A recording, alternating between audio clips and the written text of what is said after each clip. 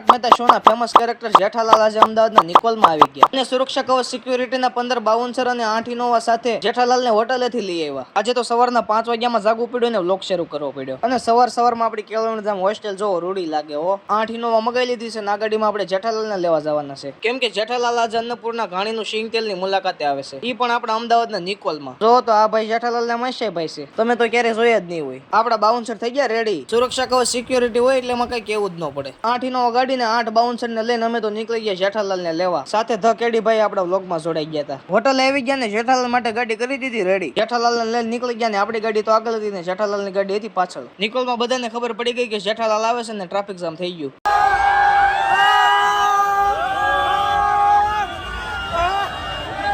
જેઠાલાલ ચડી ગયા ટેજ ઉપર અને એ કહે કે આજે તો જલેબી ફાફડા ખાવાનું ભૂલાઈ જ ગયું. આ સેલિબ્રિટીને કોણ ઓળખે? ફટાફટ કોમેન્ટ કરી નાખો હાલો. અને સાથમાં આજે તો ઇન્ડિયાની મેચ છે ને એમાંય પાછું ઇન્ડિયા જીતી ગયું એટલે હોસ્ટેલ વાળા તો હકણા રહે જ નહીં. બગડા છટી બોલાવી.